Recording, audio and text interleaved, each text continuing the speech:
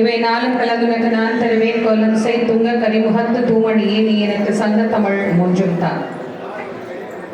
ஞானமே வடிவாகிய ஆதிவேலூர் வள்ளல் பெருமானின் வற்றாத தனிப்பெரும் கருணையினாலும் என் குருநாதர் வள்ளல் வாரியார் சுவாமி அவர்களின் ஆசியினாலும் சிறப்புக்குரிய அற்புதமான இந்த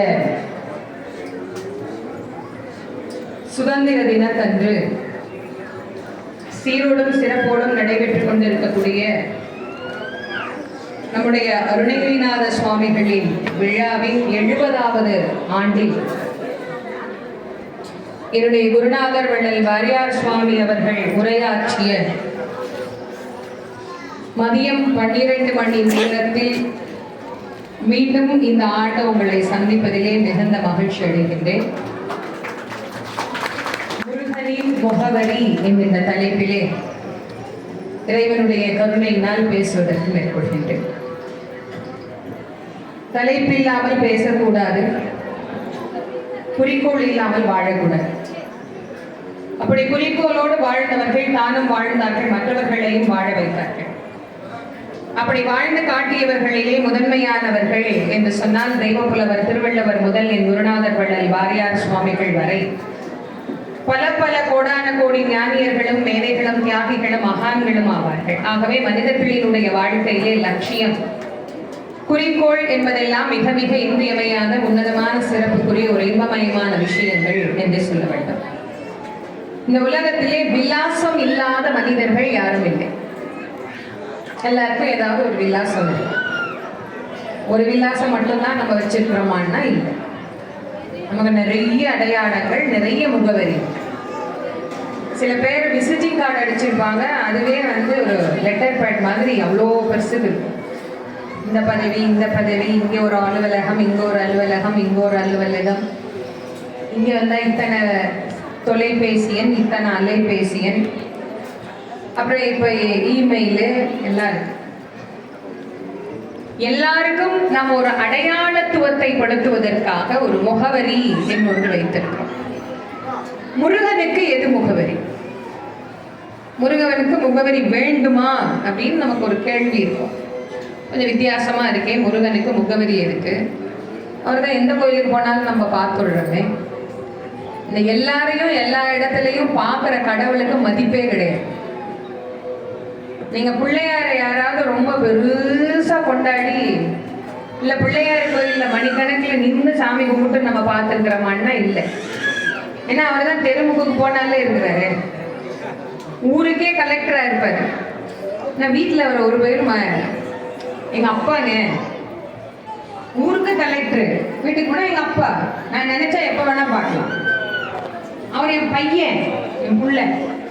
நான் கூப்பிட்டா அவர் வருவார், நம்ம கூப்பிட்டு கலெக்டர் வர மாட்டோம். கலெக்டர் நம்ம போய் பார்க்கணும், பெரிய பெரிய உயர் அதிகாரிகளை நம்ம போய் பார்க்கணும். அவங்க அப்பா கூப்பிட்டா யாருக்கு வருவா? அவரே போவார். அப்ப வெளியில அவருக்கு ஒரு முகவரி, வீட்டுக்குள்ள வேற ஒரு முகவரி.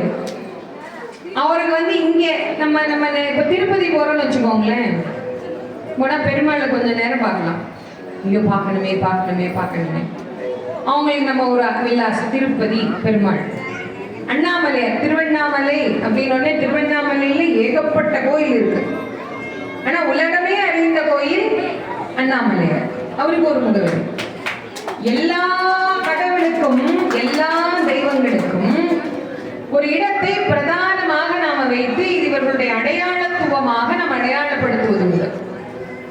முருகப்பெருமானுக்கு அப்படி அடையாளப்படுத்தலாமா அப்படின்னு யோசிச்சா நமக்கு ஊரும் அடங்க மாட்டேங்குது, பேரும் அடங்க மாட்டேங்குது.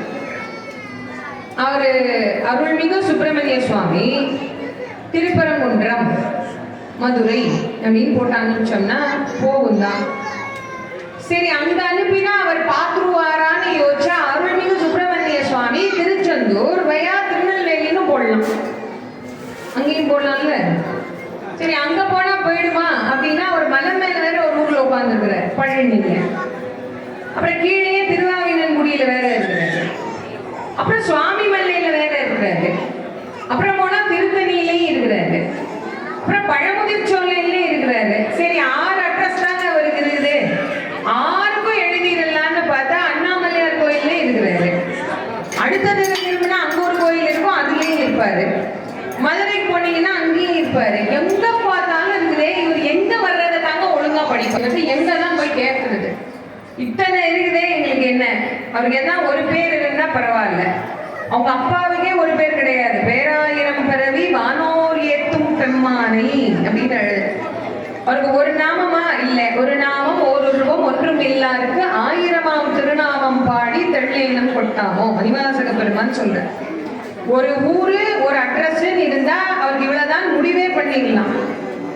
நம்ம பிறந்து பேர் வைக்கிற வரைக்கும் நமக்கு 10 பேர் இருக்கும். அண்ணு, ராஜா, தங்கம், செல்லம். அவங்களுக்கு உங்க அம்மா பேர் பிடிச்சா அவங்க அம்மா பேரை வச்சு கூப்பிடுவாங்க, தாத்தா பேர் பிடிச்சா தாத்தா பேரை வச்சு கூப்பிடுவாங்க. ஆனா பேருன்னு ஒண்ணு வச்சுட்டா அவ்வளவுதான். அதுக்கப்புறம் அந்த பேரே தான் நிலைச்சிடும். அதுக்கப்புறம் அந்த பேரை யாரும் மாத்தி யாராவது கூப்பிடுறாங்களா? கூப்பிட மாட்டாங்க. வச்சுட்டா ஒரே பேரு, இல்லைன்னா வச்சதெல்லாம் பேரு. அவருக்கு 1000 நாமம். அப்பா அப்படின்னா புள்ள எப்படி இருப்பார்? அருணகிரிநாதர்கிட்ட போய் ஒருத்தர் கேட்டார், ஏங்க முருகனுக்கு எதுனா 1-2 பேர் சொல்லுங்க, இல்ல அவருக்கு எத்தனை பேர் இருக்குதுன்னாவது சொல்லுங்க, நாங்க அவர் எதையாவது சொல்லி கடை தேட முடியுமான்னு கொஞ்சம் யோசிப்போம் அப்படின்னு. உடனே அருணகிரிநாதர் எண்ணி எண்ணி பார்த்தார். கோடி கோடி தாண்டி அவருக்கு என்ன எண்ணுவது அப்படின்னு தெரியல, இது அடங்கல. அதனால ஒரே வரியில் எழுதிட்டார், வெகு கோடி நாம சம்பு குமாரா நமோ நம. வெகு கோடி நாமம் படைத்தவன். அவனுக்கு எத்தனை கோடி நாமா இருக்குது அப்படின்னு எனக்கு தெரியல, அதுல உங்களுக்கு எதனா தெரிஞ்சா நீங்க அதை சொல்லுங்க. எதை சொன்னாலும் அது அவனுக்கு போய் சேர்ந்துடும். அப்ப அவ்வளவு கோடி நாமா, அவ்வளவு முகவரி படைத்தவரை நாம் சுலபமாக அணுகுவது எப்படி? அதுதான் நமக்கு பிரச்சனை. 10 போன் நம்பர் போட்டுக்கிறீங்க சார், இதுல எந்த போனை நீங்க எடுப்பீங்கன்னு கேட்போம். விசிட்டிங் கார்டுல 10 போன் நம்பர் இருக்குன்னா நம்ம வாங்கும் போது அந்த முதலாளிகிட்ட கேட்போம், ஐயா முதலாளி 10 நம்பர் இருக்கு, இதுல எந்த நம்பரை நீங்க எடுப்பீங்க? அவர் அது ஒரு நம்பரை பச்சை கலர்ல கோடு போட்டு கொடுப்பாரு, இதுக்கு பண்ணீங்கன்னா நான் எடுப்பேன் அப்படின்னு. இப்ப முருகன்கிட்ட போய் நாங்க கேட்க முடியுமா? முருகா, நீ திருச்செந்தூர் வந்தா ஒழுங்கா தெரிவியா? திருப்பரங்குன்றம் வந்தா என்ன நீ நல்லா கவனிப்பியா? பழனிக்கு போனேன்னா என்ன பத்திரமா பாதுகாத்துடுவியா? இல்ல எங்க ஊருக்கு அடுத்த தெருவுலயே ஒரு கோயில் இருக்குது, அந்த கோயில்ல யாருமே வர மாட்டாங்க, நான் வேணா அங்க போய் உன்னை கேட்கறேன், அங்க வேணா எனக்கு வந்து கொடுக்குறியா அப்படின்னு கேட்டா அவர் என்ன பதில் சொல்வாருன்னு தெரியல. அதை நாம அருணகிரிநாதர்கிட்ட கேட்டா அருணகிரிநாதர் நமக்கு ஒரு விலாசம் கொடுக்கிறார்.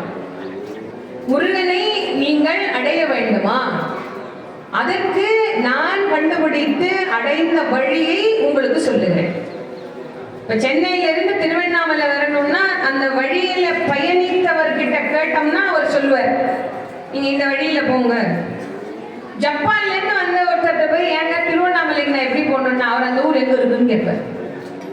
எனக்கு தெரியாதுங்க, இன்னைக்கு கூகுள் மேப் இருக்கு, யார் வேணாலும் போட்டு பார்க்கலாம். முன்னெல்லாம் வழி கேட்டு போவோம், ஞாபகம் இருக்கா?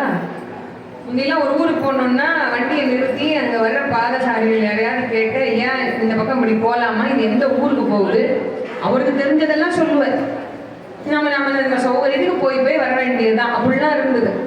ஒருவர் பயணித்திருந்தால் அந்த பாதை எப்படி இருக்கிறது என்று அவர் நமக்கு அந்த பயண பாதையை திட்டமிட்டு காட்டுவார். இப்படி போ, உனக்கு இந்த வழியை கண்டிப்பாக அடைய முடியும். அப்போ அதில் அடைந்து வெற்றி பெற்ற அருணகிரிநாத சுவாமி கிட்ட நம்ம கேட்டோம்னா அவர் சொல்ற அழகா சொல்றார், இருப்பவள் விருப்பொடு திருப்புகழ் படிப்பவர் இடரினை சுவாமி வேரோடு அறுப்பார்.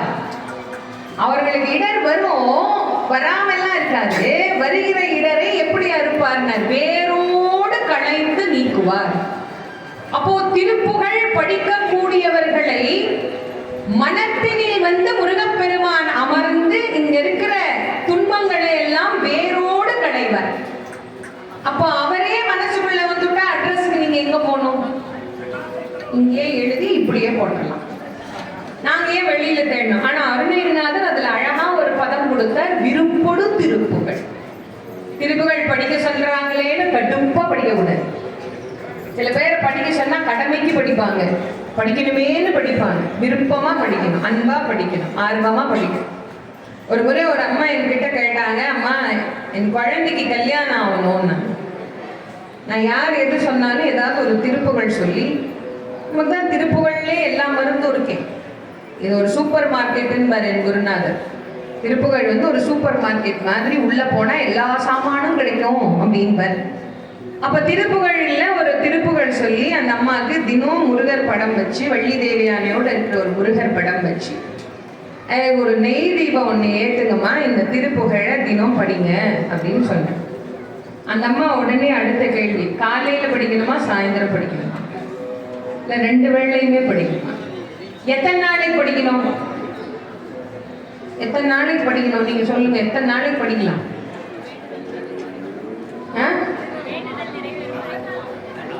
கல்யாணம் ஆகணும்னு படிக்கிறத வாழ்நாள் முழுக்க படிச்சா ஆயிலே இருக்குமா? கல்யாணம் ஆகணும்னு ஒன்று படிச்சா எவ்வளவு நாள் வரைக்குமா படிக்கணும்? கல்யாணம் ஆகுற வரைக்கும் படிக்கணும், அப்படிதானே? கல்யாணம் ஆகுற வரைக்கும் படிக்கணும். அதுக்கப்புறம் கல்யாணம் ஆகணும்னு படிச்சா சுவாமியோ அதான் உனக்கு கொடுத்துட்டல, அப்படியே அதே